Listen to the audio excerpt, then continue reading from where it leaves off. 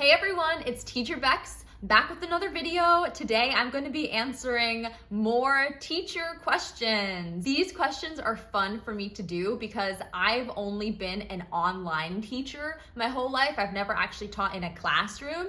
But I find that online teachers and classroom teachers have a lot of similarities. So the first set of questions is about life outside of school. The first question is, what is one of your hidden talents? Well, I've done gymnastics my whole life, so I would just say my hidden talent is that I'm really flexible. So if somebody asked me to just lift my leg up randomly or stand on my hands or do a bridge, I can do that at any moment. My nickname is Flexi Girl because I'm super flexible. What would the students be surprised to find out about you? They would be surprised to find out that I speak Russian. I don't look like I speak Russian, but I do because half of my family is from Ukraine, so that's pretty cool. And I like to listen into people's conversations. If they speak Russian and they don't know I speak Russian, I'm just always casually listening in. And it's always funny when they talk about me.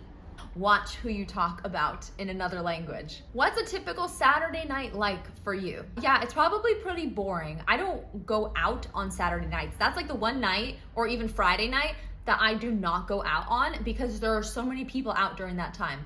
What's the fun of going somewhere where there's so many people there? And you can barely walk around, you can barely hear anybody because everybody's talking over each other. I like to go out on weekday nights. So Saturday nights, I'm probably just looking at my teaching schedule for the next day and I'm just watching a show. That's it. What are some pets you've had or would like to own? As a child, I just had fish. I had 2 betta fish and one of them tried to commit suicide. It intentionally jumped out of its bowl. And the only way that we found out that it jumped out is because in the middle of the night, one of my family members stepped on the fish and we're like, how did it get on the ground? But actually stepping on the fish saved the fish's life because we put it back in the bowl and it was alive again. So yeah, I was a fish girl, but now just recently in the last year, I got a dog. It's my first dog. His name is Lucky. He is a yellow lab and he is a cutie pie and you might see him lingering around in the back of my videos. What is your dream vacation? Holy moly, I have not taken many vacations in my life. I've just been kind of working. A dream vacation would definitely be to Italy. I think that it's a beautiful place. I don't speak Italian, but it would be kind of cool. But then now that I'm thinking about it, I would love to go to China as well because I teach a lot of Chinese kids, but also I love that when Americans go to China, they get ogled at. People are like, whoa, there's an American here. Or, oh, there's a person with blonde hair here. It's so foreign to Chinese people to see that they look at you and want to take pictures with you. That is the coolest thing. So I would say Italy and China are kind of tied. What are your trapped on a desert island books or movies? Books like Harry Potter, Percy Jackson, anything fictional is great for me. Imagine being on a desert island all by yourself and you're reading self-help books. What? Movies go by so fast. I would rather have a TV show on. I'm really into Only Murders in the Building right now. I like the old shows like Desperate Housewives, Friends. Those are pretty fun. What would your last meal be? Pizza, obviously. You can have pizza anytime, breakfast, lunch, dinner. You're about to die and you're like, what do you want to eat as your last meal? I want pizza. Yes, that is what I want. What can you cook to perfection? Perfection, I feel like that's subjective. I can cook eggs, I can cook hot dogs, I can make tuna. That's the extent of it. So I think those things are done pretty perfect. If you won the lottery and decided to give up teaching, what would you do instead? I made $1 million teaching on Outschool, and after making that amount of money, I felt like I won the lottery because I'm like, what am I supposed to do with myself now? I can actually go travel for a long time if I wanted to. When I kind of dropped my workload and stopped teaching as much after making a lot of money, I felt really not great. I didn't really have a purpose anymore. So I knew that either I had to be teaching all the time, or if I'm not teaching all the time, I have to be distracting myself with something else because just having so much time on my hands does not work for me. So winning the lottery, oh, that's a different story because winning the lottery is a lot more than $1 million. In that case, I would just start spreading out the wealth. I would be giving money to my family. I'd be just giving money to everyone. If I really had an excess of wealth, I would travel a lot. I would just try to make people's lives better. I love those videos where people surprise people and they just give them money randomly, and that's what I would do. The next section of questions are about school life. What makes a good day at school? What makes a good day for teaching, at least, is when I have classes where the kids are all very into the class and they all want to participate, share their answers, and when they get like super into it, like you know they're part of the storyline, they just love it. Like you can see the smiles on their faces. That is what a great day is for me. What accomplishment fills you with pride this year? I'm excited that I started on Allschool this year. I didn't even know that that platform existed, and even though it's not as lucrative as Outschool is, like the fact that I started to branch out and try a new platform, it feels pretty great. What sort of morning routine do you have to get jazzed for class? Well, my classes usually start pretty early, so my morning routine is setting an alarm for 3 minutes before my class starts, probably getting out of bed a minute and a half before my class starts, turning on my class so I don't get marked as late, and then like turning on the light in my room, putting on my costume and starting to teach. I'm jazzed to get an extra 3 minutes of sleep like before my class. That's good enough for me. How do you keep things fresh as a teacher? I've been teaching the same classes for 4 years.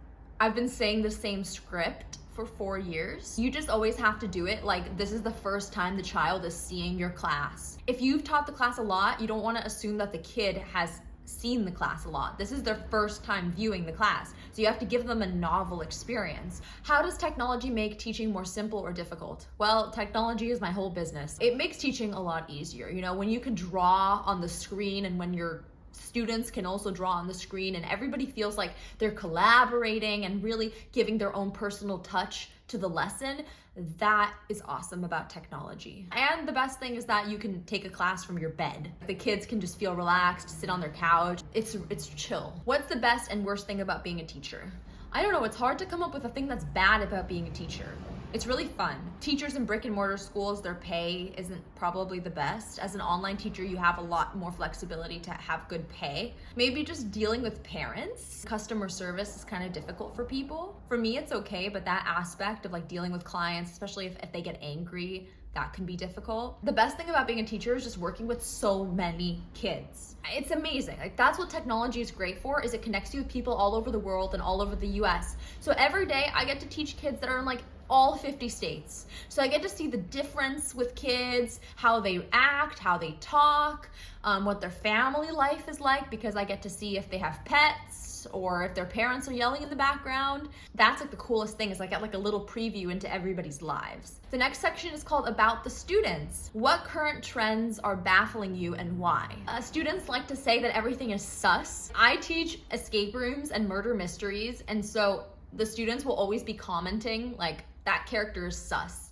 or that person is sus. And I'm like, guys, they're suspicious. They're not sus, but I have to deal with it. There's just, a lot of slang that doesn't really need to be in the class. The next question is, what differences do you see in your morning students versus your afternoon students? I think the only difference that comes to mind is that in the morning, the students might be hungry, so they're kind of energy level isn't there. After they eat in the afternoon, they're focused, they're ready to participate. So I see that happening a lot. All right, guys, rapid fire questions here. First one, how long would you survive a zombie apocalypse? On my own, not very good. My boyfriend is super hands-on. Like he knows how to build things, protect me, so I would just go in a shelter. And I would just like go in a tent and have him stand in front of that tent, and if any zombies came around, he could like, you know, tussle with them. Which Hogwarts house would you be sorted? Slytherin, just because I'm always coming up with like kind of sneaky ideas and ways to just be outside of the box and do things out of the norm, and I feel like Slytherin does that. If you could grow up in any decade, which would you choose? I love this decade. As a teenager, I was able to be one of the first people on Instagram and Facebook, and I got to create like little businesses online, and I got all that experience being a teenager. It was so great. I ran a Harry Potter Instagram account that had like 50,000 followers. I ran a One Direction Instagram account that also had like 100,000 followers. So I was running these like little businesses as a teenager, and it was so great to just develop my business skills. what are your must-have smartphone apps? Anything that will just help me with my business. So like Google Docs, Gmail, the Notes app, because I'm constantly coming up with ideas, Facebook, Instagram, because I'm always promoting on social media. What would your perfect party look like? It would be a party that had a bunch of board games and that had a bunch of crazy activities and a lot of role playing, being able to connect with people and play different characters and just let loose seems like the best time. So those were all the questions. Hopefully you got to know me a little bit better. Stick around for more videos. I'm gonna be diving more into my experience with Allschool. I just started on this platform this year. I feel like I've learned a lot about the platform, about how to use it really well. I really have a goal of making $1 million on Allschool as well. I'm hoping to make at least 5 figures in October on Allschool, if not 6. So I will keep you guys posted on how that goes. Thank you so much for watching. Have a great rest of your day, and I'll see you in the next video. Bye.